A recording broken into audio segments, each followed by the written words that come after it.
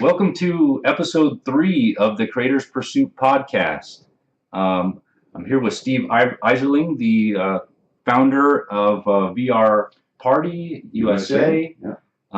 and we are enjoying this beautiful Memorial Day, hanging out at the foot of the Oregon Mountains out here. It's a beautiful day. Just getting some nature. Fresh air. Yeah, it's beautiful out here, don't you think? And just like that, we are traveling through hyperspace with Han and Chewie. Chewie, good job on fixing the hyperdrive generator. So we're actually here at the headquarters of VR Party USA. Here at your virtual reality studio. Yep. Steve. Absolutely. Thanks so much for having us out. Oh, thanks for coming out, Vinny. Thanks for being on the Creators Pursuit here. I don't think that there's any startup that I've ever been more excited about, exploring and being a part of. And this is just such a fun experience here. Well, I'll tell you, this is, I grew up with computers and the whole concept of VR, since I was a little kid. And needless to say, so I've been through a few generations of it where it was extremely disappointing. And so, a few years back, when the hardware finally kind of started catching up with everything, I got really excited about it again. And, the VR Party USA is actually kind of a spin-off of other things that I've already been working on, because I figured I've got all this wonderful equipment, I might as well use it. Yeah. And but I mean, my larger goal is obviously what I want to do is I want to help a lot of people. Now, the thing with the VR Party USA is there aren't a lot of people that have the virtual reality equipment. It's an investment. It really is. Yeah. And so I thought using that I can turn it into a mobile platform and actually do it for people, whether at corporate parties or birthday parties and things like that, so more people can experience it, and thus kind of get them excited about the process too, because there was this huge surge when the VR equipment first came out, but it was all us first adopters that bought it all. Yeah. And after that, the regular public's kind of like, I don't know if I'm ready to spend, $3,000 to put together a system and buy the VR equipment and the software and everything else that's necessary. So, this to me is kind of a pursuit of love for the technology. Yeah. Because it's not making any money yet. I mean, maybe Samsung and HTC and all those guys are making some money out of it. But as far as how the public's going to use it, there's still a huge gap in how and when they're going to use it. And originally, the gaming thing wasn't exactly where we were taking it either. We were actually working in healthcare.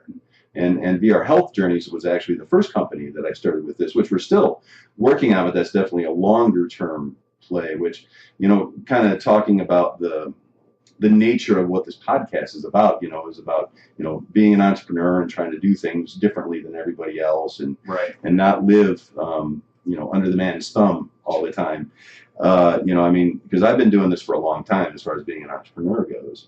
And in that time and all those experiences and failures and everything else that goes with that, I've learned that nothing's ever going to come together that quick, and so, timing and patience has got to be one of the biggest virtues I've had to learn over the years, because, if you're anything like I am, it's like you get an idea and, oh man, you just want to run with it. And the problem is 90% of the time you're, a couple of years ahead of where the market and the world is trying to catch up with you. Yeah. And so you're trying to sell them this idea and they just kind of give you that deer in the headlights look, like, what are you talking about?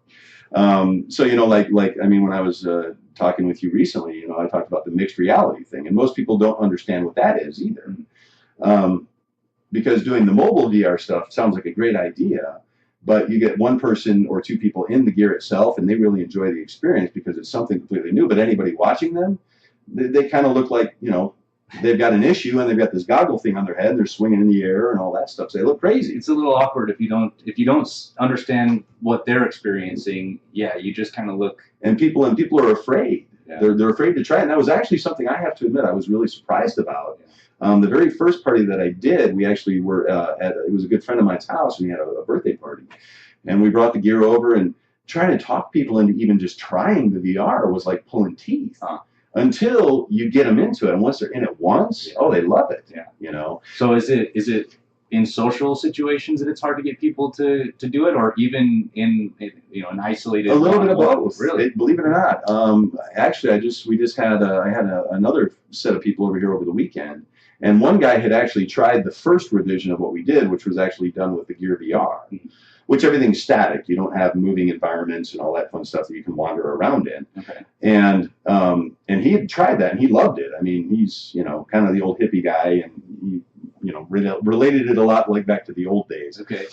and so we had a couple women that we tried with the actual using the Vive and walking around in the environment, and did a couple different scenes with them, and they loved it. And I tried to talk into it. Oh no, I'm good. And it's like, it's like you have an idea of what it's like, but and actually his thing was he was afraid he would like it too much. Oh yeah. So, but like I said, with the mixed reality though, what we can actually do then is you get the person in the VR doing it, and the mixed reality is more for the people that are watching them do it, because then we can actually show them that person in the scene doing whatever they're doing in their environment, and the people on the outside world can actually see it real time. Yeah. So that I think will help get people a little more comfortable with the fact that they can get in and see it, and then they're not just going to look like some fool walking around swatting at the air. Right. And that's what all the green screen for. Correct. Yes. Yeah. The green screen helps us. We basically have to layer. There's a lot of equipment involved in this, and actually, if you guys are looking, you can see it on the 360 side of it. Yeah. There's a lot of equipment that's involved in this, and so basically we're capturing 3 to 4 layers of video and gaming footage and all this, and we're sandwiching it all together to basically stick that person in the middle of where the game stuff is. Right. Yeah. Yeah. So I actually have I've got some. Now this is not the 360 or the full integration here. Now this is like a demo video, where you could actually play the game, and then the people can see you on their video. Yeah, and I'm actually trying to cap that live. Actually, it's a stream, and I'm not connected to the internet, so that's probably not going to work either. But this is an idea of this was me playing We'll stick that in a VR game. Yeah, there you go. But yeah, so this version here is just where the game is in the background and the player is in the foreground, and you're getting that overlay.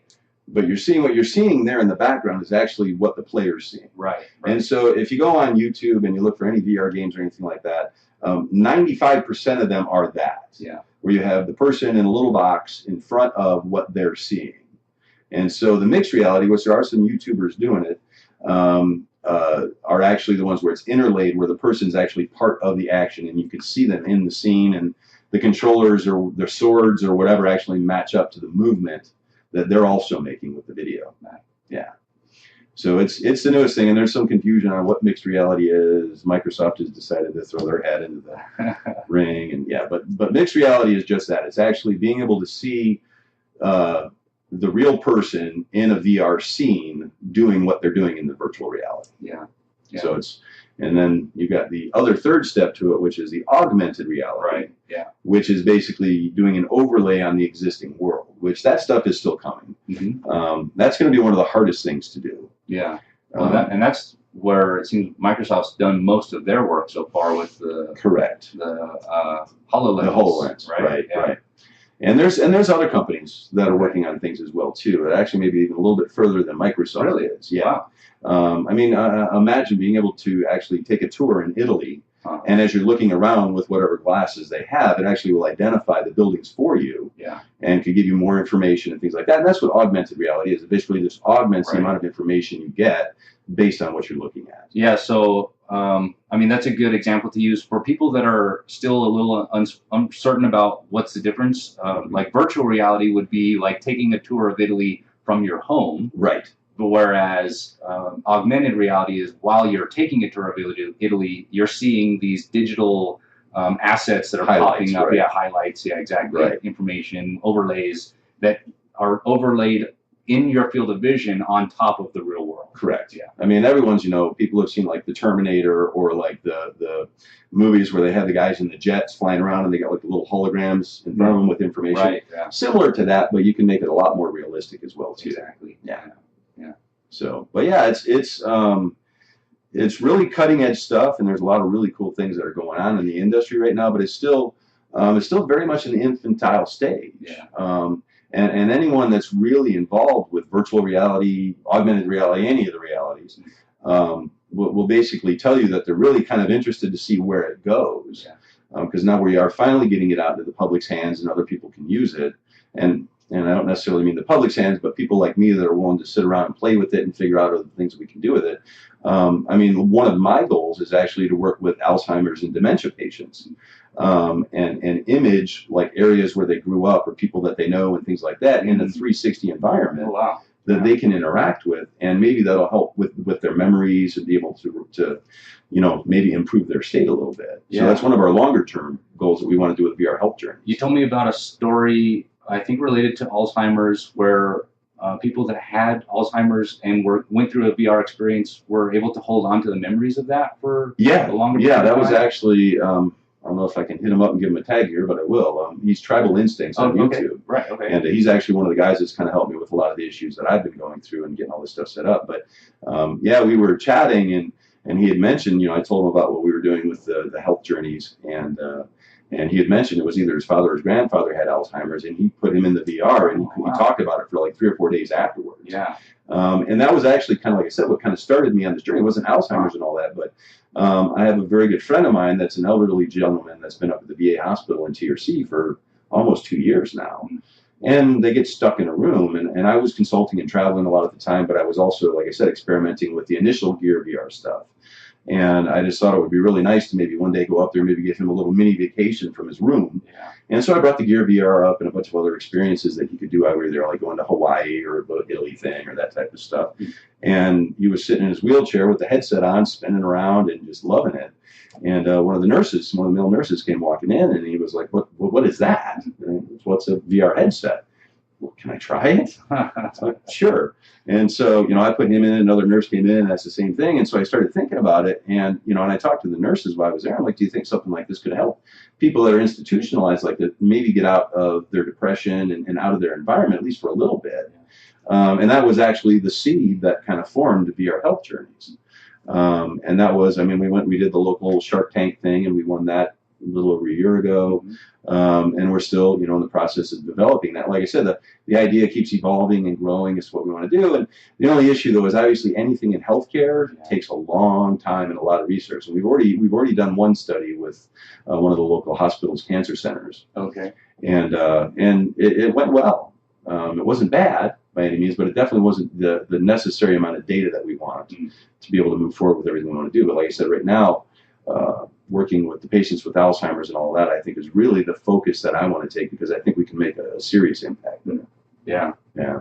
Yeah, that's really cool.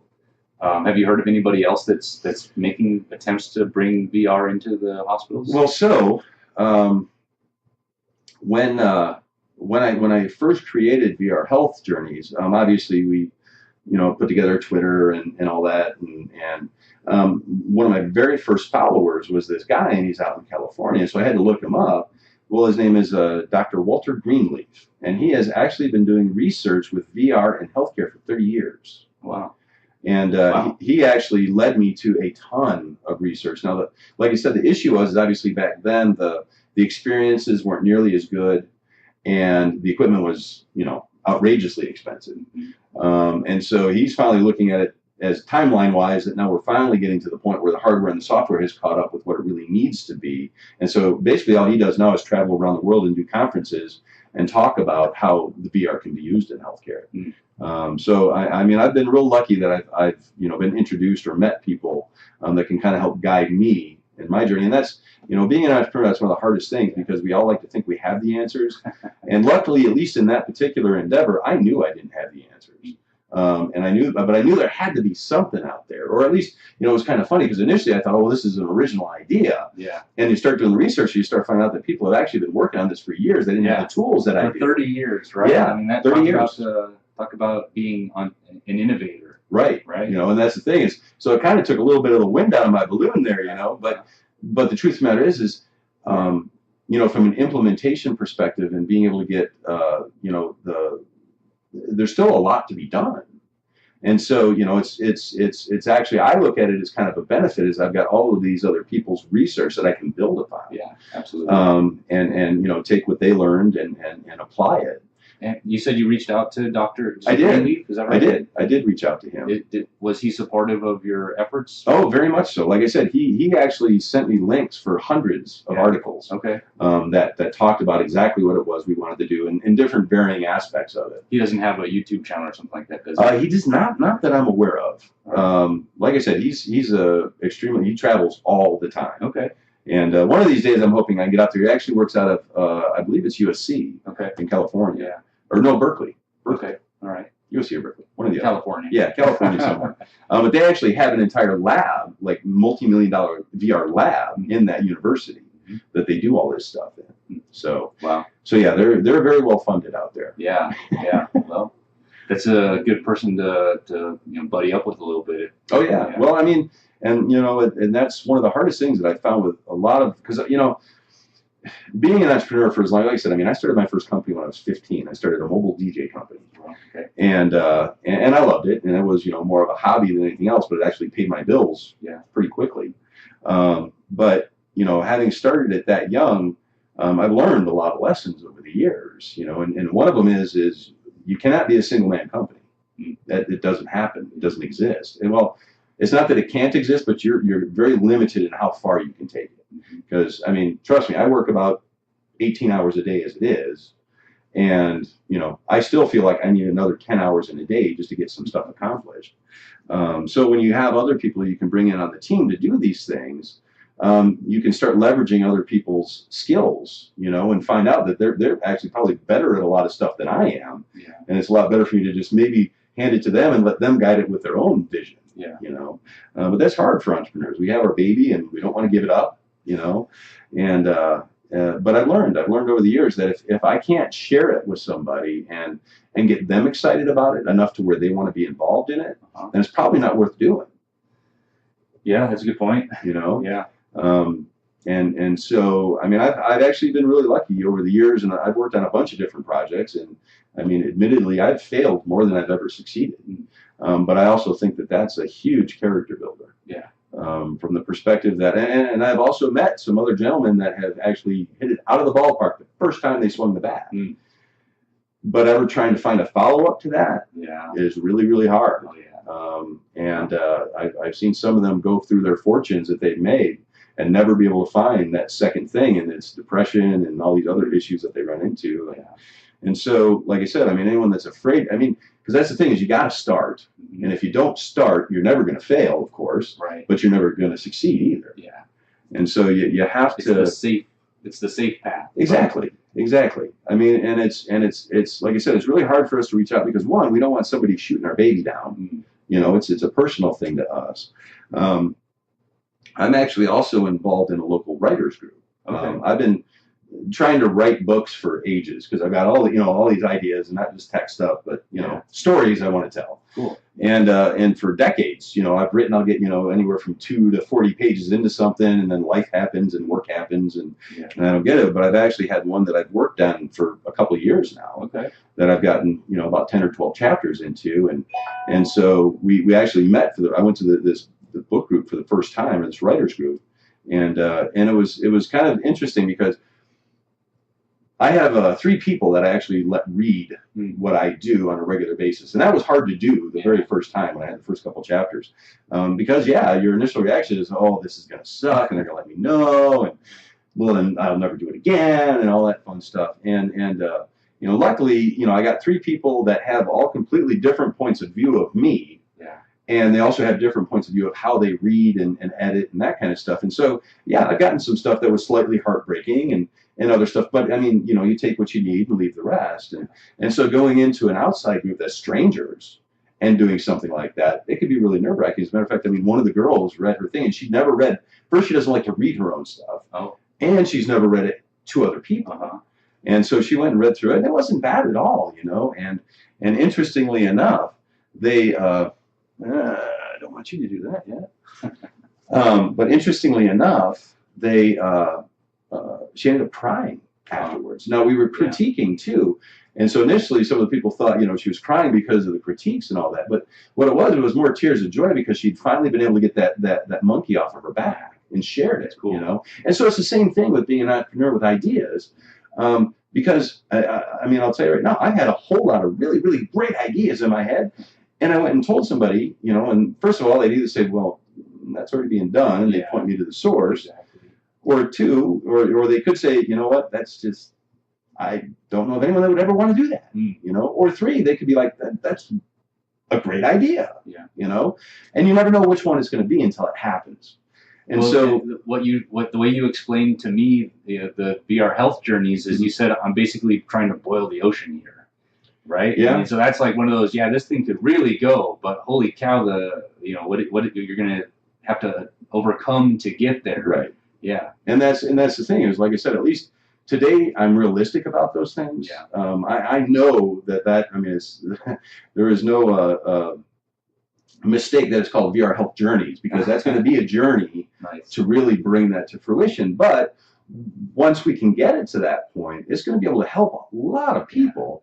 The money to me is always, it's really not even a factor in what it is. I don't do what I do for money or fame or any of that. I do what I do because, one, I love challenges. I love finding something that doesn't exist and trying to make it. Yeah. And solutions that help people. And so my goal in life is just to try and help as many other people as I possibly can, and I think that has a lot to do with it, because trust me, in my earlier endeavors, some of them, I'm going to make millions off of this, and those are the ones that always just kind of blow up in your face and you lose a ton of money doing them. Today I don't have those types of beliefs anymore. Just want to be able to let this be your main focus and really pour everything that you can pour into it, and not have to subsidize with other income and things like that, just to be able to say, this is what I'm doing, this is my life's pursuit. And because that's the thing is, being an entrepreneur, anyone that's never done it thinks it's like this dream job. And the reality of it is this, is when you're the entrepreneur, especially if you're like the founder of the company, you don't have co-founders, you're the top guy, you're the middle guy, you're the bottom guy, and you're the guy that has to answer to everybody. And and there's a lot of stress involved in that. That's one, I guess I was saying a little bit earlier about having to get other people involved, because being the only guy that has to do everything works out. And even when you start hiring people now, hiring employees, that's a completely different set of things that you got to deal with. So I don't think anyone that's thinking about becoming an entrepreneur just to become rich, you're insane, because very few actually become rich. And the numbers aren't against you. You have to do what you're doing because you love it. And you have that passion towards it. And I think, being able to explain things to people when you go and you talk to them about your ideas, if it's something that you're really passionate about, and it's not about the money, and it's not about the fame or any of the other stuff that could potentially happen, it's a lot easier to convince people what you're doing. They get the excitement off of what you're talking about. And so, for me, I don't think I know of a single person that would ever describe me as not being passionate about what I do, because I find something and I'll hang on to it until it either beats me to death or I make it happen, and there's been a few that have beaten me to death. But I just love doing it. Like I said, before I started that first company when I was 15, I was a troubled kid, man. I had a lot of other different issues and stuff like that. And then when I found that I could actually create a business, and what it was I started going to these dances, and there was this guy that always DJ'd these things. And his name was G. They just called him G. And he was this really tall, skinny white guy with an afro. And so I go up and watch what he was doing. It's like, that really doesn't look that hard. And he's like, well, I'll show you. So he actually kind of showed me a little bit. That's cool. And I fell in love with it. And so, I actually started, convinced my parents to help me buy some equipment and some albums, and just started doing it for people that I knew. And by the time I was 17 years old, I was working in some of the hottest clubs in Chicago. And then I got into club design and all this. So the fact that I was able to kind of grab onto that entrepreneurial bug really kind of saved my life. It gave me some focus, and a lot of focus, because it takes a lot of time to do these things. And And I haven't stopped since. I mean, hell, we're talking, 30, 35 years ago now. Yeah. And so for me, it's this is a way of life. I mean, and trust me, I've worked for plenty of companies, small companies, huge companies, and then a lot of in between. But for me, there's nothing like, I don't feel, maybe it's part of my ADHD thing too. I don't know, but I get bored really quick. And so the entrepreneurial thing is great for me because there's a lot of challenges and a lot of things just to even kind of hit the ground. Whereas if you have an established business and really all it is the day-to-day maintenance of making it run, I go insane. I go insane for that stuff. So I have to kind of be able to move on to the next thing. And so that's one of the reasons over the years I've actually, I've become an IT consultant. Because that's one of those things. I can do projects, and then I get one project to another project, and they might be dealing with the same things, but no two projects are ever the same. Right. Yeah. So there's always some involved. Right. Yeah. Exactly. And so I really love doing that kind of stuff. But as far as the passion and things, is you really got to find something that you love, because, like I said, if you're just doing it to make money, you're going to end up disappointed. Right. You really are. Yeah. And if you find something that you really love, the way that is that you don't want to stop doing it just because it's 5 o'clock or it's a Saturday and right. That is the thing that you want to do when you have those free moments. Right. Exactly. Yeah. I mean, it's finding time to do things, and like I said, I mean, I've got, well, basically I've got, because there's also the third company with the VR stuff, which is VR Spool, which is the content creation side, which is why we have the 360 cameras and learning and actually trying to start doing some software development to create our own content for the VR as well too. And that, I mean, finding the time, like, I've been looking for Unity developers forever. And, I mean, we've got you guys that I've talked to, and so I finally got to the point, it's like, I'm going to have to teach myself Unity. Yeah. Because there's just not a lot of resources around it, which is okay, but it's the time thing. Right. And so now that we've got the studio together and we've got that solution to the point where I can probably start taking it out the door and doing stuff with it, now I'll be able to take that extra time that I was doing for putting all this stuff together and start applying it towards learning that. Yeah. So it's a constant rotation. My days never get shorter. Yeah. It's just something else fills the space. Programming's a great tool to have in your belt. You know? And that's one of those things I got into. I got into programming like almost by accident. I was a musician, and I wanted to build a website that would help musicians get together. It was kind of like Facebook before, before Facebook came to be, or at least was out here. So I just started teaching myself how to build websites, and next thing I know is I actually didn't care about the music anymore. I wanted to just continue, learning how to code. Right. So that's and then it's funny how you get into a passion project like that, and you find it at some point you reach a level of proficiency. And then you find a pivot. And for me, I wonder if this is the same for you, is you take this tool that you've built up, and then you pivot back into a direction of, kind of what is that central passion. And now you just have that tool to take you further down that pursuit. Well, for me, I mean, honestly, like I said, so I started the mobile DJ thing when I was 15. And I started DJing, like I said, I started working at some of the hottest clubs in Chicago, and I loved that. I mean, I was 17, and they were allowing me to just walk into bars anywhere I wanted to in Chicago. Yeah. Because they all knew who I was. And I mean, it was back in the day, too, when the hip hop and all that just started. So, I mean, like Jumpin' Julian Perez and Hitman Mike Wilson and all these other guys were guys. I knew these guys. I worked with them, And so, but what ended up happening was I actually got brought up to Appleton, Wisconsin, to this place called the Paper Valley Hotel, because they had a live band bar that they wanted to convert to added the nightclub aspect to it. So when the bands weren't playing, that they could have a DJ booth and a DJ and the lights and all that fun stuff. And so they actually brought me up there to design and then DJ there. And so that was kind of what happened is while I was there doing that stuff. Okay, so here comes the love story that gets involved in this whole thing. We actually had a fashion show come through one time where they wanted to do the fashion show there. So I worked with the coordinators and everything, and put the music and the lights and all that stuff together. And while the fashion show was going on, I looked out across the smoky room, and there was this gorgeous girl standing there across the way, and And I actually ended up getting introduced to her at the end of the thing, and it turns out she did all the makeup for everybody, but she'd been a model for like 10 or 15 years, and she was a gorgeous girl, and so her and I hit it off, and what actually ended up happening was I ended up helping her create a modeling agency up there. But because like I said, I've been working with computers. I mean, computers were kind of like a toy for me, mostly, games. And I mean, I started with that stuff back when I was like 8. I mean, my very first computer, I think, was a VIC-20. And so, and then my first real computer was a compact luggable with a little green screen and 2 floppy drives, and 9 hard drive.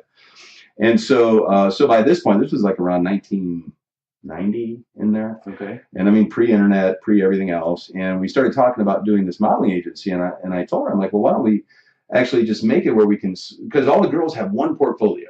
And that portfolio costs them like $1,500 to get a copy of the portfolio, because they have to pay, the photographers own the pictures.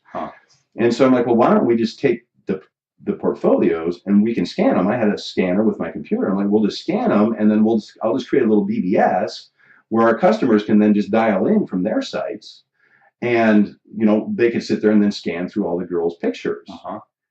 And so I started building this thing. So I started ordering up equipment and building this thing, and the guys were coming in and dropping off the computer equipment and stuff like that. And I quickly realized I knew more about this stuff than they did.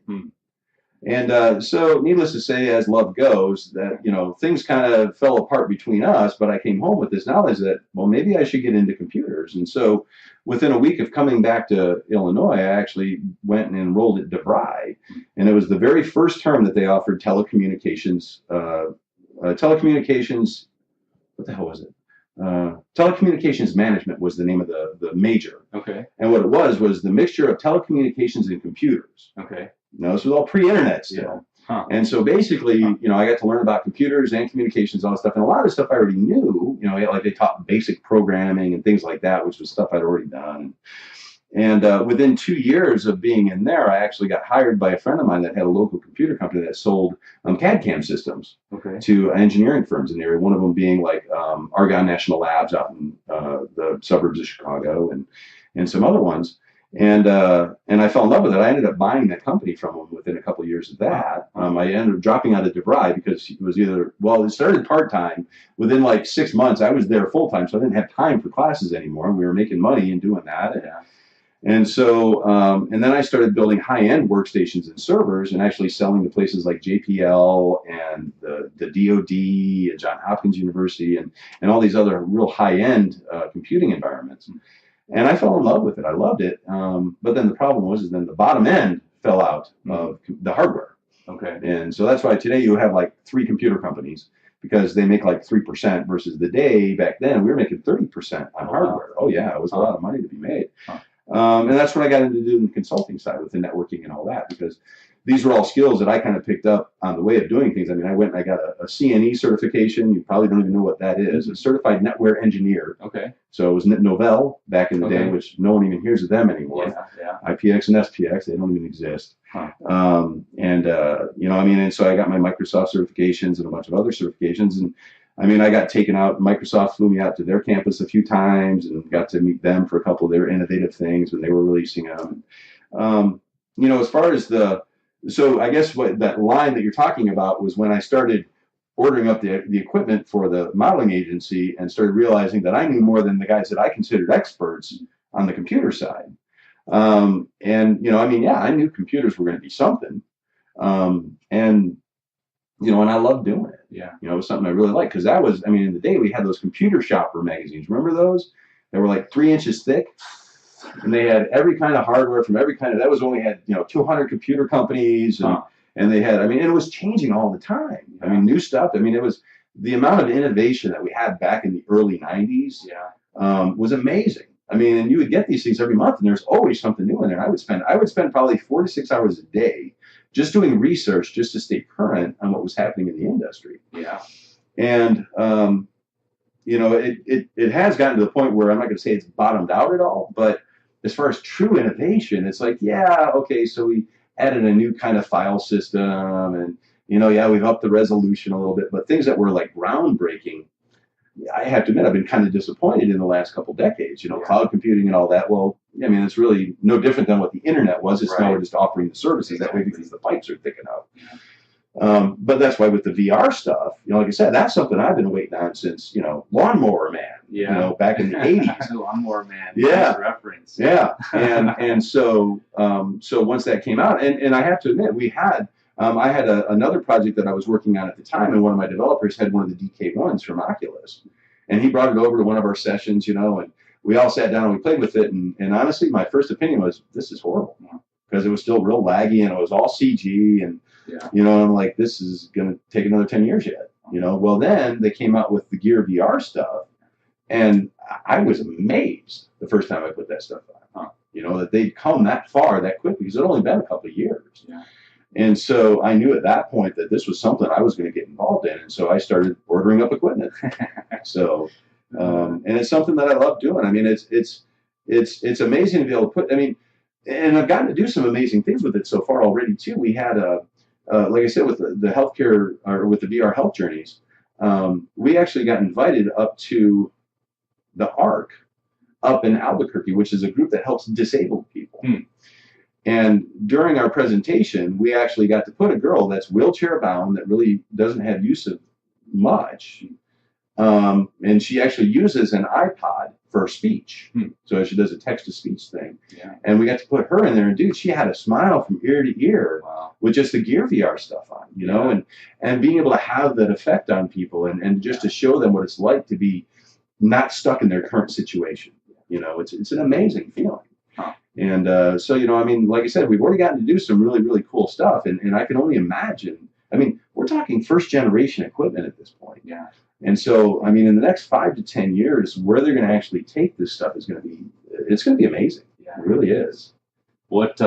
So first time I got to experience VR was at your house, I don't know, 7 or 8 months ago, something like that. Yeah. And there's 2 experiences that I always come back to every time I get a chance to tell somebody about it. There's 2 experiences that just really blew me away, right? And so the first was the one from the Valve demo, right? Okay. So the guys that make Portal. So you're the lab.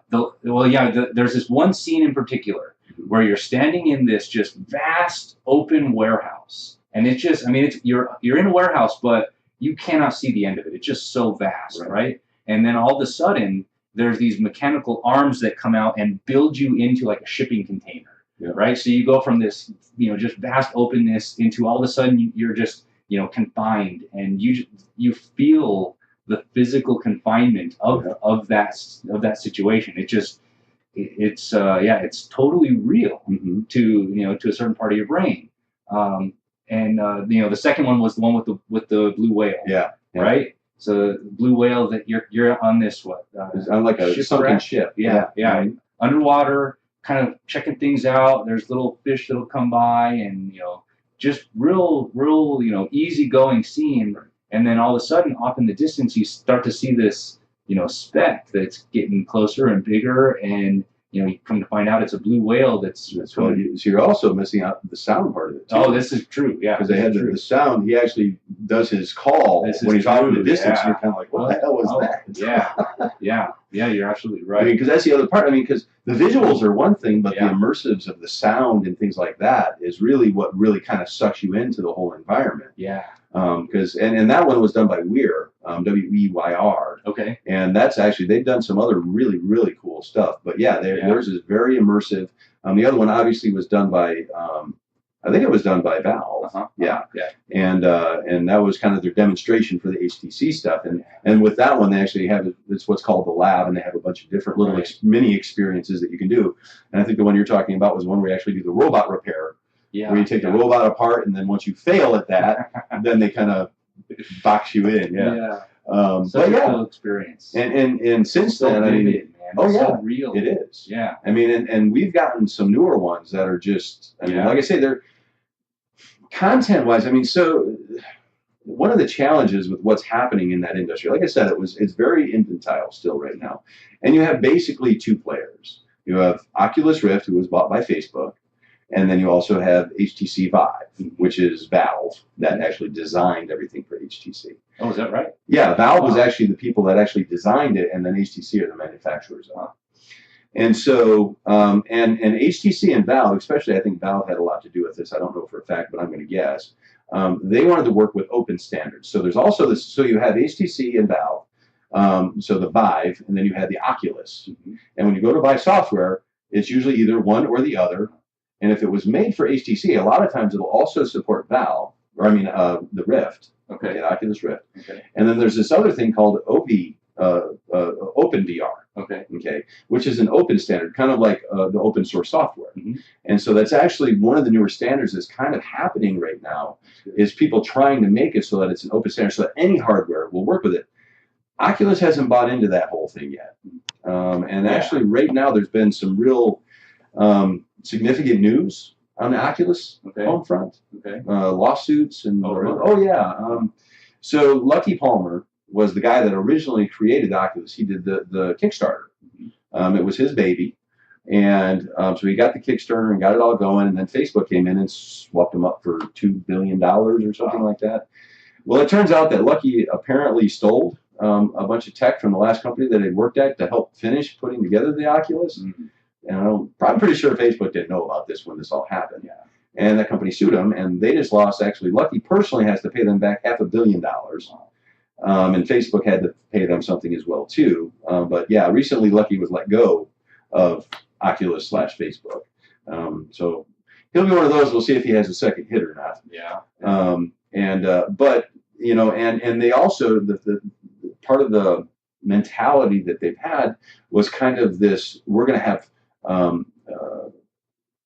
premier software that only runs on our platform. Yeah. And a lot of people in the VR gaming industry in general really haven't taken very kindly to that. And so it's really kind of created these two camps. Now, I happen to have both pieces. I have the Oculus and I have a Vive. And they are both good at what they did. Honestly, initially, the Vive blew the pants off of the Oculus because the Oculus didn't have their hand controllers. You couldn't do what we call room scale, which is this full room worth of stuff, and walk around in the environment. You had to sit at a desk with this big thing on your head, and that was about it. It was as good as the Gear VR was at the time. And now they've since added where you can add a third, you have to buy a third sensor and put it behind you, and now you can do the room scale stuff on an experimental level with Oculus. But the Vive has had the room experience and the controllers and everything from day one. And so, but there is some software that's coming out on the Oculus that is, it's really good, but like once again, it's proprietary to their platform. Another person has actually come up with this thing called Revive, which actually will port all the Oculus games to the Vive platform. And basically it takes advantage of that open VR standard to port some of those games from Oculus so you can play them on the Vive. And the nice thing about having an open standard like that is other hardware manufacturers that want to build their own iteration of the product can build to that standard, and now they can take advantage of everything that they can get all the gameplay and things like that are on the Vive. And that's just getting ready to happen too. Is it really? Actually, it was one of the big manufacturers just made an announcement about, actually they showed some demos of their equipment that runs with the Vive. There you go. And see, now that's also the other thing too, is there were also two design philosophies that were different between the Vive and the Oculus. The Vive actually registers, the headset registers IR coming from these two devices up in the corners, what they call the lighthouses. Whereas the Oculus, actually, the headset emits IR that's registered by the sensors that you use. So they're using a similar system, but completely in reverse. So they're not interchangeable from that perspective. And so, God, who is the new manufacturer that's coming out? It's one of the big, and it's not Toshiba. It's one of the big manufacturers. Wow. But theirs look a lot very similar. They've added actually some of the things people have complained about with the Vive, like a better strap, and the headset actually just folds up, and things like they have with the PS4 VR, which was actually another one I guess we've completely dismissed this whole time, because I don't have one yet, but I'm also very leery of getting one. I do have the PS4, but the way that they're doing their controllers is using those old Move controllers, which I do have, but I've just heard it's not nearly as good of an experience from a controller perspective. Yeah. But I haven't got there. But that's supposed to be the consumer grade. So that way, if you have the PS4, you only have to spend another $400 to get the VR headset for it. Yeah. So, but like I said, so right now there's kind of this. I don't know if something's going to happen with Oculus in general. I kind of hope their design philosophies change a little bit, so they go a little more open source, because that's really kind of where, I mean, this industry is just so, like I said, it's so infantile still that any company that's going to try and lock up corners of it are really going to just hurt themselves, because people are going after the open source stuff. Now, that being said, the titles that are coming out on the Oculus are phenomenal, and that's because they're paying those companies a lot of money to do that, whereas the titles that are coming out on the Steam VR, on the HTC Vive stuff, is a lot more independent driven. Yeah. Which is great. It gives a lot of developers that are starting out a platform by which they can start. But also, too, a lot of developers that are just starting out, what they create, it's definitely not AAA studio stuff. You may get more innovative game concepts and things like that, but it's not going to have nearly the same polish. Right, and the playability. And so, but I mean, there are a couple superstars that are kind of starting to kind of bubble up through that development. Like I said, Weir is an amazing company, and they've done a couple titles that are just gorgeous. Yeah, they're an independent company. Yeah, they're their own company. Yeah, they actually started working with HTC and Vive before it was released to start doing some of the content for them. And I just did another title that came out initially right when the Vive first did. And he actually developed this little application, but then he started going and working with Weir on doing some of their stuff. So he actually integrated some of the stuff he learned from them and put it in his. But so, I mean, like I say, so it's still very infantile. There's still, but like I said, there's still plenty of games out there that are a hell of a lot of fun and can take up a lot of time. I mean, I've spent days inside of this little environment, just playing these things, and it's amazing. I mean, it really is. And like I said, I just look at it from where it is today to where it's going to be. And that's why I guess maybe I give it a little more.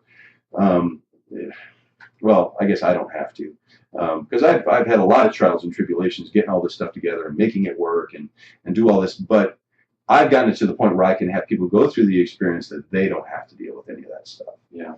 And I guess that'll be kind of the benefit that I provide, is that we've already gone through the trials and tribulations, and you don't have to, and you don't have to buy the equipment, and you can actually still experience the whole thing without having to spend the 6 months to put it all together. Well, so let's go there for a minute. So people that want to have experienced this VR experience and are thinking this is cool, but I'm definitely not going to put down the kind of cash that I need.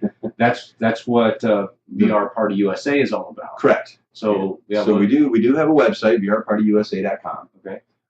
And so as far as getting everything together, like I said, we're hoping we'll kick this whole thing off by the end of June for the public consumption. Like I say, I'm still doing kind of private parties in between, and if you want that, we'll have Vinny put a link to my email or something, or at least to the website, and get to me via the website. Yeah, we'll put that in the show notes. Yeah, and because we're definitely looking for other places that we can go, because we're still, like I said, we still want to work out. I mean, so you see this whole studio here. Yeah. This gets packed up into 2 bags and a box and a crate, and that goes on the road. And so, so we're still kind of in the working out all the bugs perspective, but we're making it work. Yeah. So, and the more we do it, the better we'll get at it. So what does it look like when, so let's say somebody brings it out for a private party or for a corporate event? Well, first of all, obviously they have to make sure they have the space available for it. We need a minimum of a 10 by 10 open room, preferably 12 or more square foot. Okay. And that way we can actually, because we have to put the backdrops up and the flooring down and the cameras and everything else if we're going to be doing the mixed reality side of things. And if they want, we have 2 units, one that we don't do the green screening on, which is the Oculus, because once again, so that's also one more limitation to the Oculus, is you cannot do the mixed VR stuff with the Oculus, just because of the way that they control everything. Yeah. And so, but we do have it to where we have the 2 systems, and we do have some games that are also 2-player, so that you can have one person in the Vive side, one person in the Rift side, actually playing the same game together. Oh, is that right? Oh, yeah, absolutely. Wow. It's a blast. That doesn't happen much. Huh? Oh, no. It's actually a lot of fun. Oh, that's cool. And there are a lot of other multiplayer online games. And so But as far as that, the biggest thing is having space available for it. If you want just one system, we need at least one room. If you want both systems, we need at least 2 sets of spaces about that same size. And then one can be, and they can be in different rooms too, because everything's done via Wi-Fi between what we do with all of our systems. And so we're looking right now probably somewhere around cost-wise between like $300 and $400 for about a 4-hour party. Okay. But we'll have to come out at least a good hour to 2 ahead of time to get everything set up and calibrated. And then once that's done, it's party time. Yeah. So then you have the green screen. You have do you end up putting up a monitor where? Yeah, we will have. We'll bring either a 42 or 55-inch monitor that everyone will actually be able to see what the people are doing from the mixed reality perspective, at least for the people in the green screen room. Right. So that they can actually watch and see what's happening and be kind of live participants in that one as well too. Because there are actually a couple games too that actually use outsiders as participants in the game. Yeah. That's cool. There's one that's called as controllers, huh? Well, there are some that actually there's a couple new ones that are just coming out now. They'll actually let people use their phones as a third person in that game. If it's a Samsung phone, of course. Okay. Because you have to have gear, and we have to have some kind of VR to it. But there's actually one game that's called Just Keep Talking and Nobody Dies. Oh, I've heard about this. Yeah, and basically the person cool. that's in the VR has to defuse a bomb, and the people that are outside of the VR have the manual to determine what kind of bomb it is. Yeah. And so the person in the VR has to describe what they see and how they see it, and the people outside of it have this manual that they go through and try and decipher it, and they get so much time, obviously, because it's a bomb. Yeah. To go off. Yeah. So I mean, we've got a couple games like that. Like I said, there are some games that are, shooters where you can both play at the same time. Yeah, and then there's also another one, which actually I love this game because it scared the crap out of me more than once. It's called Blue Effect. And as the main character, you just kind of sit. Well, you don't sit. You're standing there shooting these electronic animals and demons and stuff that are coming at you, but it's this really dark, eerie environment, and you get these glow balls that you can throw and light up areas of the room. Oh, wow. Yeah, it's really kind of cool. We'll have to put you in this one. But you can actually have the second person actually control one of the creatures from the computer console. So they can actually try and sneak up on them and actually, cool. Yeah, it is. It's a lot of fun. So, like I said, there's a lot of creativity in the games that are coming out already. And it's just a matter of finding out what's going to work best for everybody as they put these things together. And I do expect we'll see a couple AAA titles here this year. Yeah. Oh, yeah. Right on. Anything in particular you're looking for? Fallout 4 in VR. Oh, yeah. Okay. And they're also talking, I think, a version of Skyrim as well. So both coming from Bethesda, of course. Yeah. There's actually a couple games out right now. One that's called Valkyrie Eve, which is a space shooter, which is kind of interesting. The only problem with the space shooter type stuff is you need like real controls, or I mean, like we have the Xbox controller that we can use for all this wirelessly. Okay. So you don't get the hand thing that you do. Okay. But actually, part of the development that we're working on is actually utilizing those Vive controllers as sticks and actually semi-mount those. Yeah. But actually, one that just came out was Battlefield, Battlezone. Okay. Remember that one? No, the old Atari. I don't remember that. So the old Atari one was just this green outlined background and environment that you're in, and you hunt tanks. Well, they just came out with the VR version of Battlezone, and cool. It's pretty impressive. So I was having a conversation with a buddy of mine, after last time I was out here and was plugged in, and we started talking about that sort of that uncanny valley, with VR, and one of his concerns with the development of VR, I guess where it is today, where he sees that it's lacking, and I'm not entirely sure, but he's talking about what it takes to get into an experience where you're actually using your motor skill, actually walking and things like that. I'm gonna grab my coffee. Sure. So actually, it's really kind of cool that somebody asked that question, because let me try this one more time. Sure. There actually are some games now that they built into the mechanics. So as what you do is when you start, it has you stand in place and then walk in place. Okay. And then jog in place, and then run in place. And it's I forget what the name of the title is. But it's an amazing thing because what you actually get to do, now granted, you're just doing this in place, but as you walk, your character will move forward. And what it does is it uses the hand motions and all this stuff based on the controllers. Okay. And as you run or jump in, it will move you faster through these environments. All right. The thing you have to be careful with VR, I mean, and this is probably what a lot of people are worried about, is, well, I'm going to get sick. Yeah. And that's one of the challenges when you make any kind of, and that's why the locomotion component of the VR has become kind of one of the biggest focuses, is how do we move people around in these environments? So back when we were doing our development with VR health journeys, like I said, we were actually using a lot of live 360 stuff. And so, speaking of which,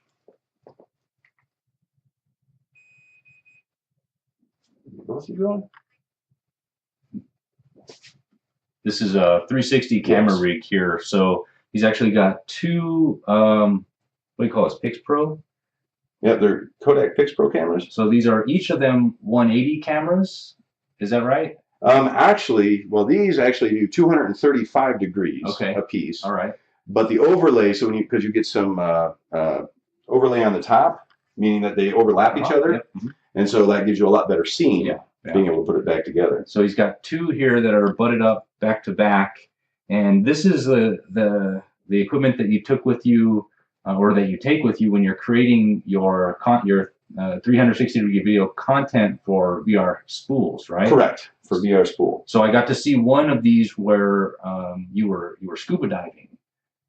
Well, actually, we didn't create that one. Oh, you didn't? No, no. Okay. But yeah, we do have there's waterproof gear for all this stuff too. All right. A lot of that stuff was done with earlier cameras. See these two particular cameras, these are each 4K cameras.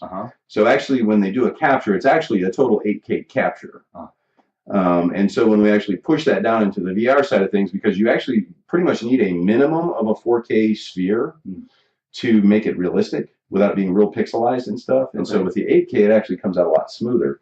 And yeah, for some reason, I think this one's locked out. It's just going to be a prop now. Right. Okay. So, and so this stuff, I mean, the video is really kind of, I mean, the biggest difference between doing the 360 videos and actually doing the stuff that CG generated is being able to move. Right. Because obviously, if this is the person's perspective, it can only move as much as the particular camera does. And so one of my developers, one of the earlier cameras that I had one of the, which one was it? It was an early camera, little handheld thing, a Ricoh camera, and it's got two lenses on it. This is little skinny, it looks like a remote almost, but it's got a lens on each side, and this little fisheye lens on each side. Okay. And so he wanted to do some testing where he was going to go and mount this thing on a helmet and walk around his house. And I'm like, dude, I don't know if that's such a really great idea. And he went and did that. And then he watched the video afterwards. Now, he's also a really tall guy. He was like 6 foot something, like 6'4" to begin with. Okay.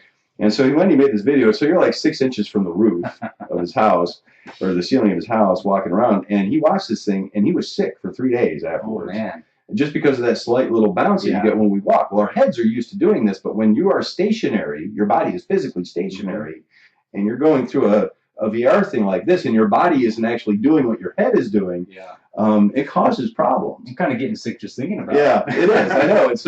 And so the you know, I mean, that actually scared him away from the entire development. Because he realized how much control you could actually impose on somebody with that type of content. You know, and so it is what it is. I mean, it happens. But so that is the locomotion component in VR is really one of the biggest things. And so a lot of them, you'll see what they use is the teleport method. Which is where you get just, you use the controllers and you get a little arcing thing that goes to a circle and you kind of just teleport from point to point to point. And so that other one using the locomotion and stuff is really kind of cool because you actually are moving. And so they actually can have a little bit of camera bob. So it's kind of, I mean, like I said, what the developers are going to come up with over the next few years is going to be amazing. With some of the stuff. And then, you know, you've also got all the old spoofy stuff that, I mean, so like I said, I've been into VR for vast majority of my life. And I would say it had to have been 15 years ago Me and 3 of my buddies, we all got together and we were going to design what we called the hamster cage. Okay. And it was going to be a big round sphere. Exactly what it sounds like. That you could hop in, right? Yeah. And you'd be able to run in any direction, all this other kind of stuff. Ironically, somebody else has created that now. Oh, really? We realized at the time there's no way we were going to make it with, the materials, you get that thing moving, there's no way you're going to stop it. Especially if we were doing it out of steel or aluminum or anything like that. And somebody actually created them, but that is one of the biggest issues they have now is you got this thing, and even if you make it out of light materials, you've got momentum. Yeah. And and it's also this huge. Well, it's a human-sized sphere, right? So it's not exactly something you're going to stick in your house. Yeah. And so the locomotion side of things of VR, it's always going to kind of be a challenge, I think. Until one of the more interesting things that's really going on right now, though, too, is there's also another thing which I recommend people check out. It's called The Void. Okay. I think I've mentioned this to you too as well. And The Void is actually a company that started up in it's up in Utah. And it's up kind of like in the middle of nowhere in Utah. And basically what they're kind of designating it as is kind of like the Disney of VR. And they're actually creating buildings, or a building. And I think they're looking to either franchise or to do something else with it. But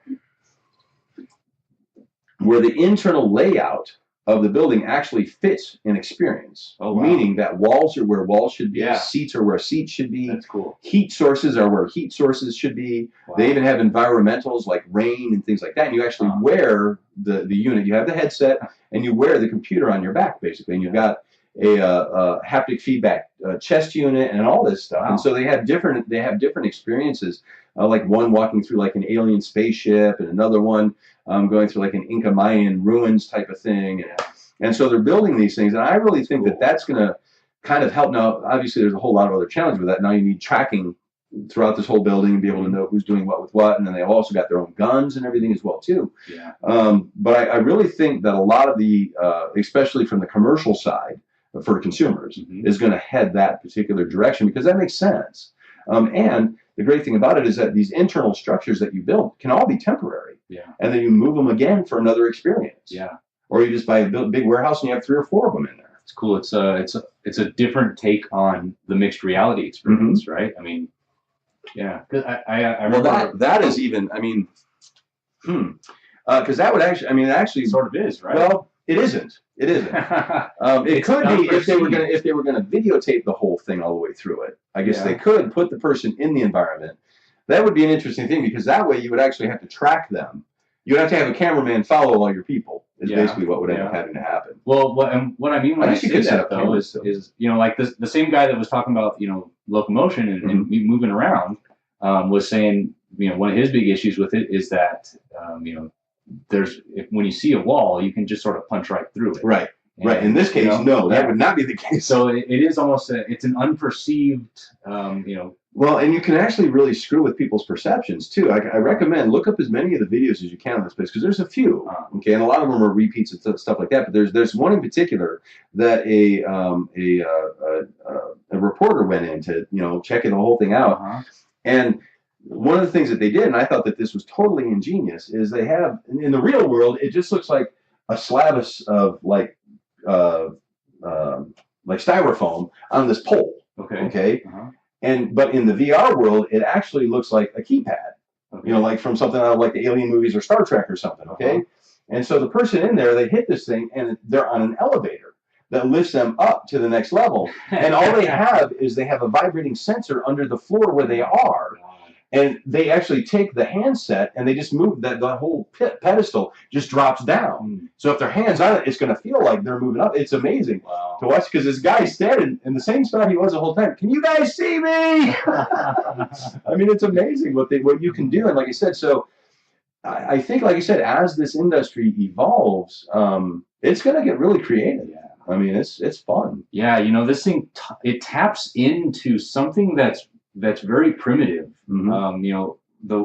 Like I said, when I was doing that, those videos, the one with the whale, when the whale swims by and he comes so close to you, you feel like you could just reach your hand out and touch him, and his eye, this giant eye, is just tracking you the whole time he's swimming by. Right. And there's just like this, this adrenaline dump that happens because something in your primitive brain does not perceive that this is not real. Right. Right. So you're there. You're almost convincing yourself the whole time that this is just it's just video, it's just but somewhere deep inside of you, it's not. And actually, the very end of that sequence, so you have the whale, he pulls right up next to you, next to the boat, and he stares at you for a couple seconds and makes a couple noises. Yeah. And then he goes to swim away. I don't know if you noticed, but his tail. His tail. Oh, I forgot. And the last one is the last swipe of the tail, and it comes really close. Yeah. And so actually, when we were doing this demo, because Lucis Barrow was one of the potential investors, and we actually, when we finally got the whole system together, I took it over to his office, and I put him in that experience. And when that whale tail came down, he was just like, whoa! I mean, it was like, but like you said, there's that primitive part of your brain that doesn't catch on to this is all fake. Yeah. And the problem is that if you ever get to the point where it does do that, the experience is gone. Yeah. And so, I mean, even, luckily enough of these experiences are still convincing enough, though, that I don't care how many times you do it, you still kind of get that thing in the back of your brain is, I should run now, Right. So, but and then I'm not a huge fan of like the horror things, because there's a lot of horror ones that they're putting out on these platforms too. Well, I'm waiting. Somebody's going to die of a heart attack in one of these in the VR, and that's going to, well, I mean, it's not going to end the industry, but it sure as hell might do something to that genre. Yeah, yeah. Because it's really easy to scare the crap out of people in these things. Yeah. Because I mean, first of all, they're in something that's completely foreign to them to begin with, and you can put something anywhere at any split second that you want. Yeah. Because it's all software. Yeah. So yeah, it's not like living in the real world when it comes to that, and some of them are, they're downright frightening. Yeah. I wonder what it would do. You're talking about the void and how it's all mapped. I mean, I'm wondering. I don't know. Just this scene comes through my head. Like, let's say you're walking out on this cliffside or something like that, and you're looking down into this canyon, and all of a sudden the cliff starts to crumble underneath you. I mean, what would that do? Even if you didn't have motion, what would you so I'm gonna have to put you in Richie's plank experience. Okay. Oh God. So there's actually an experience that's out today, and it's really cool, because he has this one where you actually take this elevator up to the top floor of this building, and there's a plank. Now you can actually put a real plank in the real world that matches the dimensions of the plank in the VR world. And so when the person steps out, they're balancing on a plank. Yeah. And so the whole thing is that you got to try and walk to the end of this thing. And the experience doesn't end until you fall off. Oh, okay. So it's kind of interesting. We'll have to do that one. Yeah. Huh. So you've got different modes of experiences within VR. You've got these like more experiential, that it's more about watching this scene play out and things like that. A little more passive. You've got gameplay that's just completely immersive and active. And you've got some that kind of mix a little bit of both. So I don't know if you realize too, like in the Weir ones, in the blue is what the name of that app is. Okay. It is actually interactive from the perspective of like the fish that are swimming around you. If you swat at the fish, they'll move that's true. away from your controllers. That's true. And then there's also another scene in there called was it the reef? Yeah, the reef. Yeah. And in the reef, they had like the sea anemones and all that all around you. And if you touch those, they kind of shrink up. Right, yeah. And then you have the flashlight. In the flashlight in the nighttime one, So those are, I mean, yes, they are built as basically, we just played that again the other night, and they changed them too. Oh, okay. So we did the nighttime one. There's a huge giant squid in there now. Oh God. Oh, dude, it's amazing. But so, like I said, so that's the thing, is you can change these experiences too, just by adding a couple more scenes, or adding and deleting things. And so, but the interactivity, I think, is what really kind of adds the realism component of it. I mean, you can walk around in the environment, and there's still plenty of people that get scared enough just from doing something like that, or intrigued enough. I mean, see, for me, like the undersea stuff, I love, because I'm an avid scuba diver. Yeah. I did it for years and years and years, and I really miss doing it. And so for me, being in VR doing the underwater stuff actually makes you feel like you are, because you got this mask on, just like you would if you were scuba diving.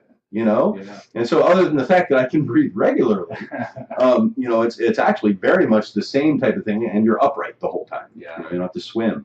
But I'm really kind of looking forward to it. I mean, I've got another one that you can fly like an eagle.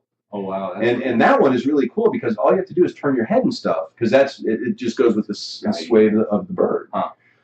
Yeah. That's cool. Yeah. That is very cool. So all right, so looking, taking back again to the practical aspects, what you're doing with with VR Party USA, making these experiences accessible to anybody. Right.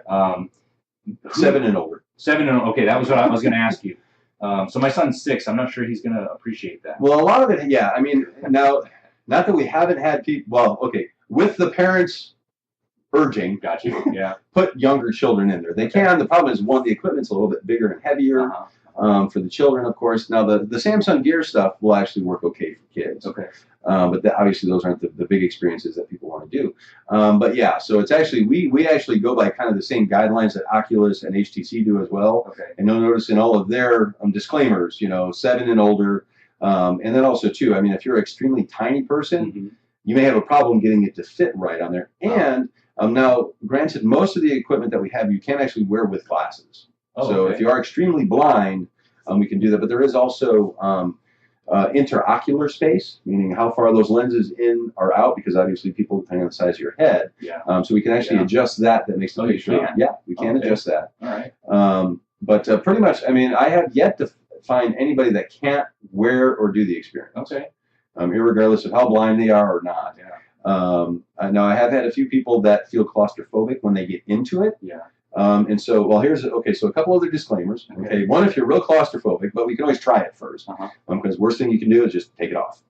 So even if you're like in an open scene environment, some people, I've actually only had this happen once. Was I went and I put the equipment on a lady, and she could actually feel the lenses right in front of her eyes. I know, but it's only happened once. It's only happened to one person. And then, but yeah, so it's just it's a claustrophobia. It's just they're already convinced themselves that they're in this tiny little thing. But then the other is if somebody's epileptic or has the potential for seizures and stuff like that, which I think is kind of a general disclaimer for any kind of computer equipment or screens and stuff like that.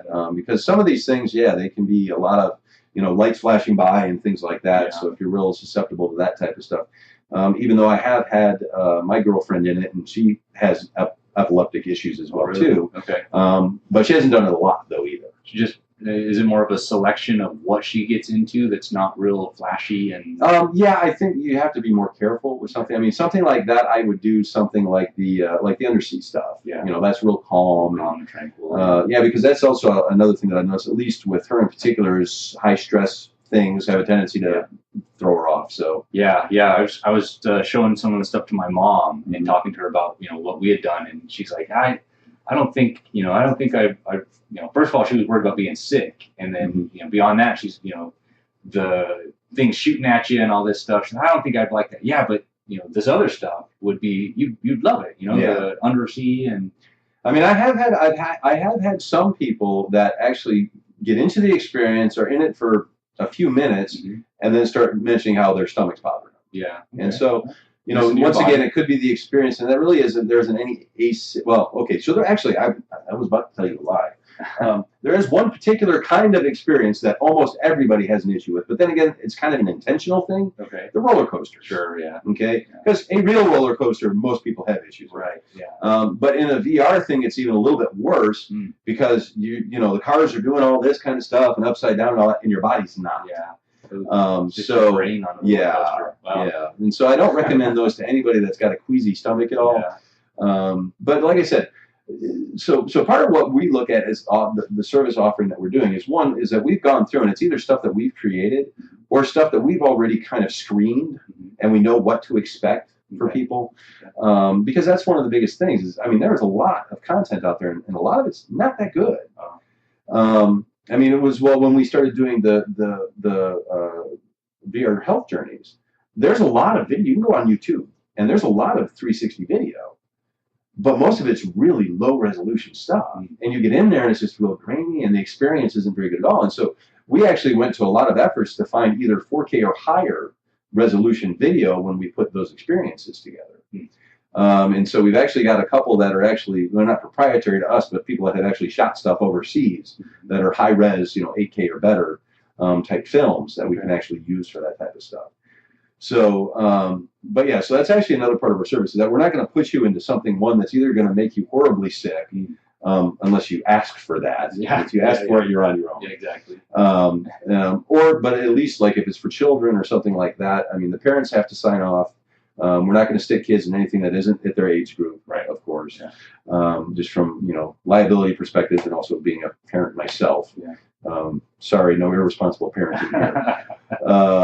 I've got a 12-year-old that will try almost anything. So, but we also too, one of the other parts of that we're building into the VR Party USA is the ability to actually maintain client contacts as well too, and what experiences they've had, and if people are interested, we can actually email them when we get new experiences and stuff that come out. Yeah. So kind of maintain those client contacts, because like I said, this is evolving very quickly, and there's a lot of new content coming. Longer term, I'm actually thinking we'll probably get a location somewhere and actually set up permanent VR rooms for people that they can come in and play, and we can tape them and stuff like that. Bringing back the arcade. Kind of. Yeah. Just a bigger room. No, that'd be awesome. Yeah. I love that. Yeah. Yeah. And say maybe get 10 or 20 units in one building, and then you can have a lot of multiplayer stuff. Yeah. No, that's I really like that idea. So you guys are kind of putting together these curated lists of what the experiences are, right? Kind of have them sort of categorized, yep. and yeah. So you can kind of come up and I want this experience. Okay, right. Here's a good one for you, or here's some to choose from. Yep. So kids, 7 and older, and unless parents are consenting and really adamant about it, right. like I would be. Obviously, teens and oh yeah. I mean, there's really, I have put this on people, like I said, from 7 and into their 80s and 90s. Yeah. Oh yeah. Yeah. I mean, well, because part of, once again, the initial thing was right. to work with people that are institutionalized. And so, and we generally get pretty much the same kind of reaction, regardless of what age group it is. The older people are a little more skeptical because they have no idea. But once you get to experience it, it's a game changer. Yeah, it really is. I mean, I expect VR is gonna affect our lives a lot in the next decade or two. I'm sure you've had to explain VR to people before that haven't seen it. After I left here last week, I went home and I was putting my son to bed. Actually, I think I was bathing him, and I was telling him about what I did, and he's like, well, what is it? What'd you play? What was it like? And so I'm explaining to him VR, right? And so it's things like you put on this these glasses, these goggles, and you can't see the real world anymore. You just see the game world, right? And then so as you're looking around, you feel like you're in the real world, but you're in the game. You're in the game world, and you've got controllers in your hand that you can, I told him about the space pirate trainer. So I told him, you've got a laser gun in one hand and a shield in the other hand, and there's these robots that are, flying around and shooting at you, and you can block their bullets and shoot at them. And he's just like, you can see his brain starting to figure it out. And he asked me, what if like you get your hand cut off, right? And that's why I realized, well, you don't have hands in the game world, really. I mean, so you have the guns, but your hands aren't actually there. I told him because your hands are in the real world, and you're in the game world. Right. And it's really, I didn't expect it. It is. I mean, and I think that's part of that is part of the reason I think why we don't do younger children. Yeah. Because being able to conceptualize and understand the difference. I had a friend of mine brought his daughters over here. Now, one of them just turned 7. Okay. And we actually went to her birthday party and all that stuff. But he had a younger daughter, and so we did the fish one.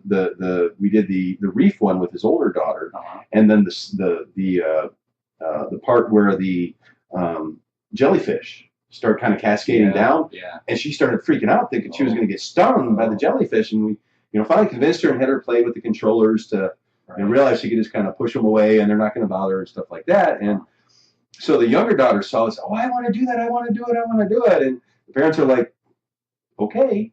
And so we put her in there and she loved that. Well, then the parents are like, well, she wanted to see the anglerfish.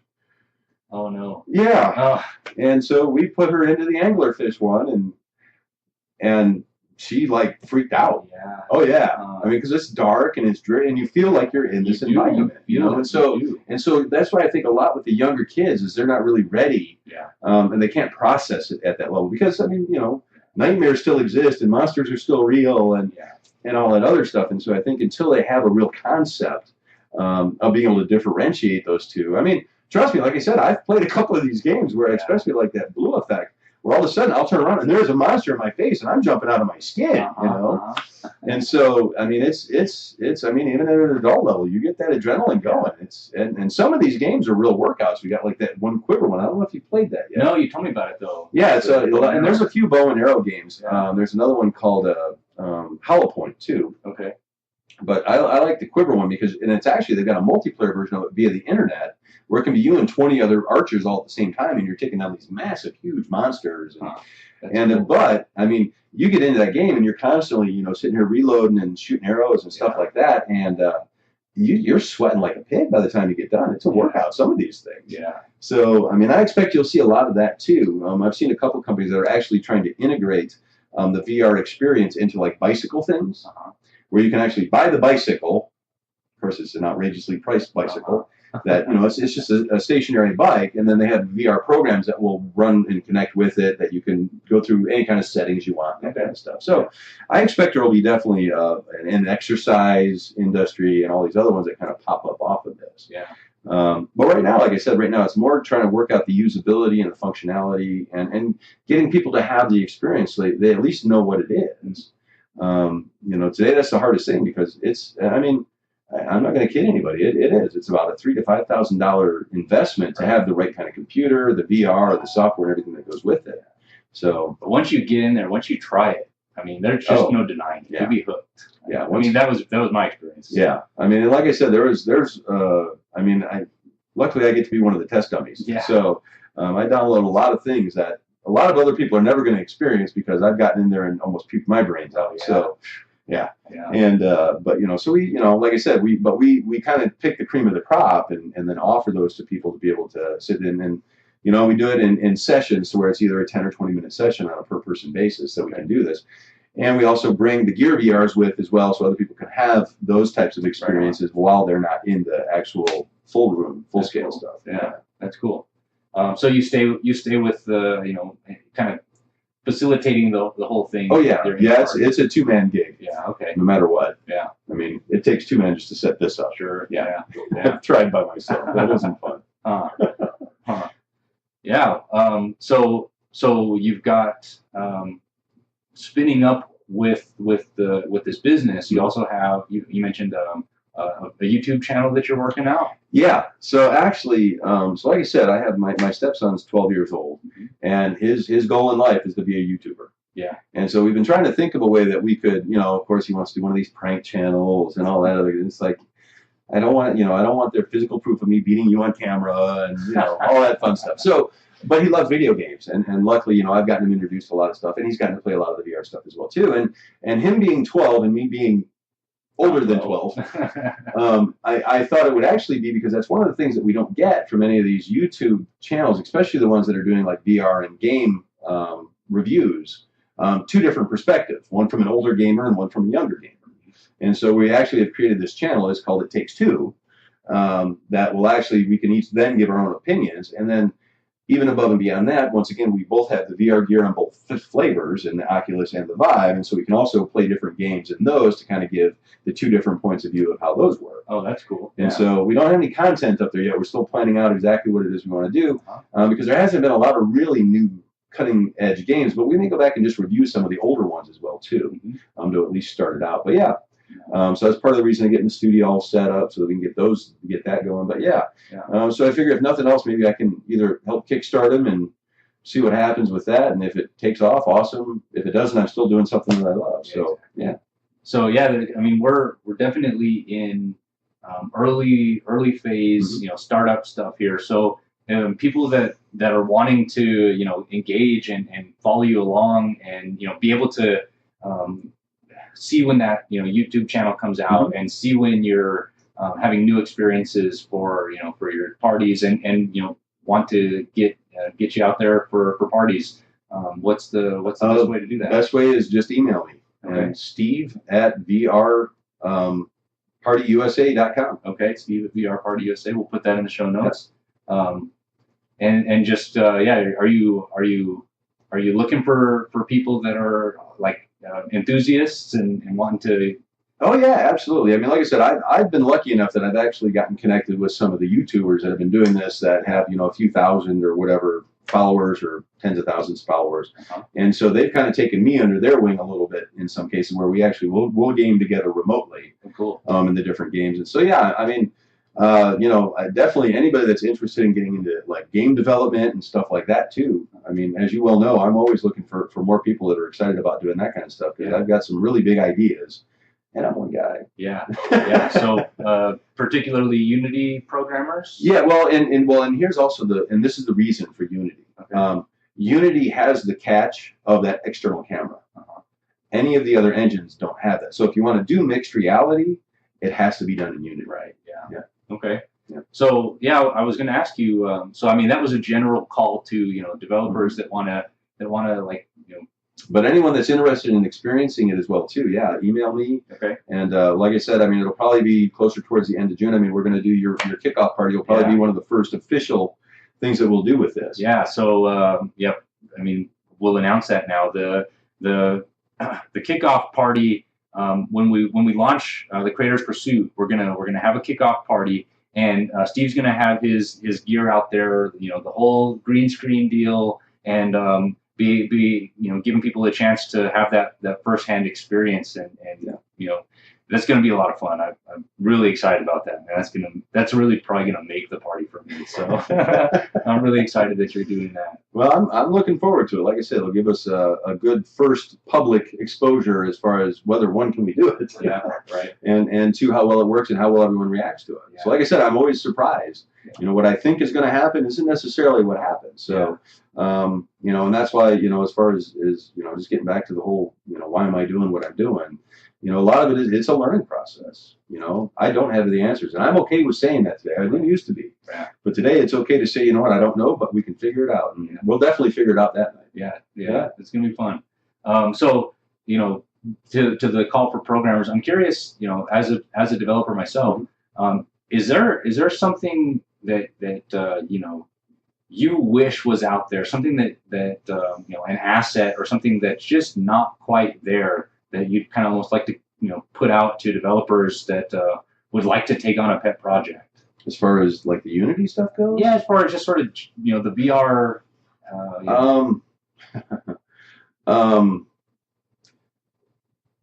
Well, I'll tell you what, a utility to help set this stuff up, even though there's a couple that have been created, one of them by Tribal Instincts, which is the one that I use. Okay. So especially since this is going to be a mobile, because most people go and they set this up once, and that's about a 3-day process. Wow. And then once they do it, they're good. Well, I'm going to make it so I have to do this potentially every day, a couple times a day. So a utility that would actually make setting this process up easier would be really awesome. Now, are you saying a digital thing, or? This is actually something that's built with, you can build it within Unity. Basically what you have to do is, so we have our camera that's sitting way off screen over there. Actually, we're recording it with part of this. Is that we have to know exactly where it sits in relation to the virtual world. And so there's actually a Vive controller mounted on top of the camera so that they can track it, but we also need to know what the starting point is that we do it. Now that we've actually got the offset between that and the camera, it really shouldn't be so painful from this. But every time I set this up in a new room, there's going to be slightly different dimensions. So the play area is going to change and all that. And so that's why I say we have to get there an hour or two ahead of time to actually configure everything and get everything set up to actually make it work. But once again, I'm kind of preying on my ability to adapt and learn quickly. That once we get through the first one or two, that we'll get a real solid process down for this. But I mean, as far as assets and stuff like that going, that's really the thing that's why I'm excited about getting into the Unity development myself. There is a ton of beautiful assets that are already existing in the Unity environment that are not difficult to use. It's difficult to obviously start up from scratch, but once you have some of that experience, and I mean, and also, too, here's the other thing, is that people need to understand that this is not just going to be for game development anymore. This is the VR is going to help to take those skills and put them into other realms where no one ever even thought VR was ever going to be used before.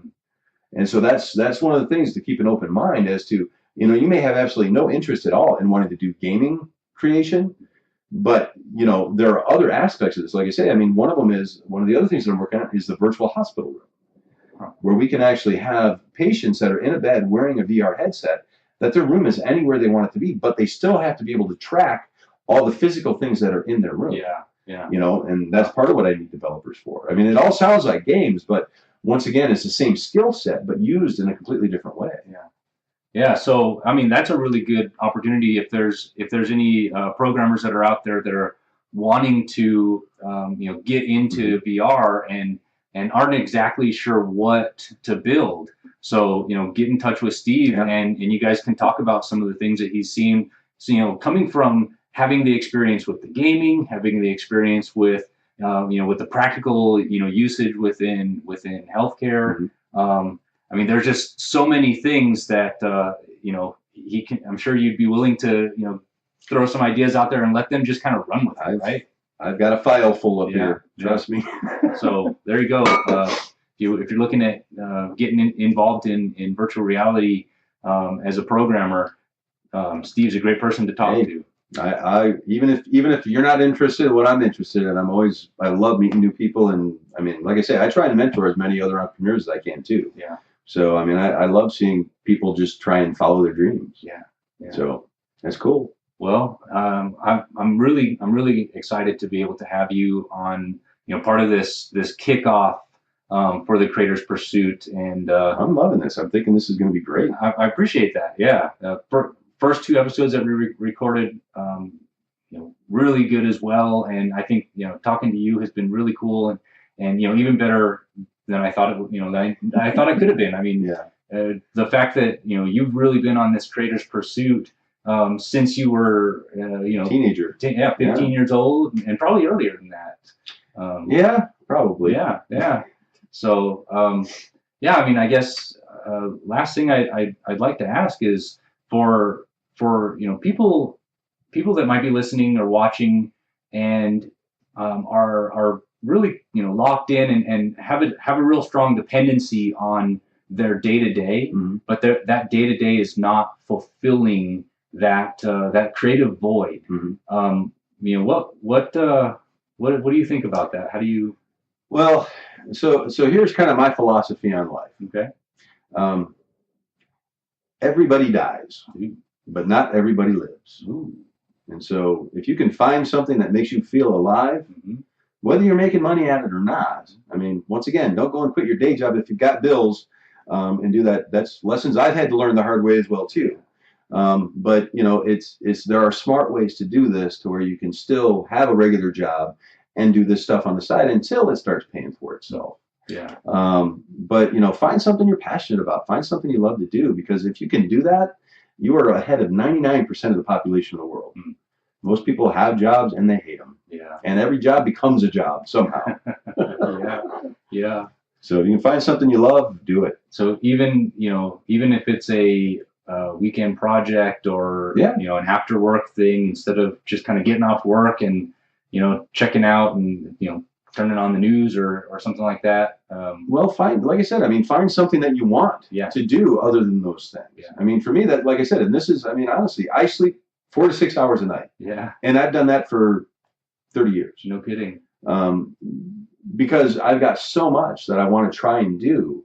That I don't watch TV. I mean, I'll watch movies with the family occasionally, and to be honest, 90% of the time I'm asleep by the time that movie's over, because that's like once I stop, I'm done. Yeah. But I mean, hell, I'm up till 3, 4 o'clock most mornings. Yeah. And and so I get my 4 hours of sleep, but that's because I've got all these other things that I want to do. But I think once again you get that adrenaline and you get that urge just that you got to get something done with these, and so it just drives. I mean, it can be a disease too. Yeah. You got to take care of yourself.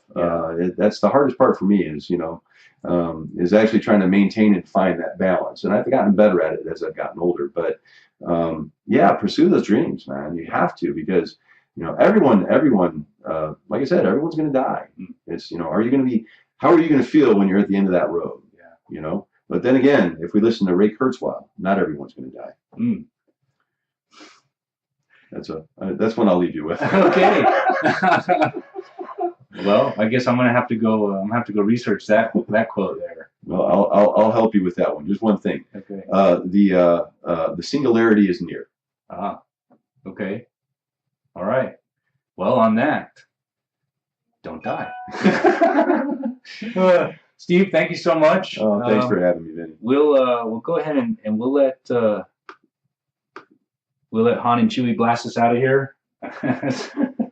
And yeah, thank you. Thank you all for tuning in to the Creators Pursuit. We hope to see you if you're in the Cruces area for the kickoff party. Dates are not set on that yet, but we'll make ways for you to be notified of that. So yeah, just keep tuned in to the social media channels, and we'll keep making more ways for you to get access to some content. It's been an awesome discussion. Really. Hey guys, support this guy. He's going places. And support this guy, because I mean, VR is just an amazing experience. I mean, if you've got a party that you're planning, if you've got a corporate party, give Steve a call and at least consider what this does to having a party like that. So, oh yeah, yeah, it'll be a different experience. Super cool. Thank you so much, man. Oh, thank you, Eddie. Yeah. We'll cue out. Rock and roll. Very cool, man. Yeah. What time is it? 1 o'clock. Yeah. That was the longest one. 1:30.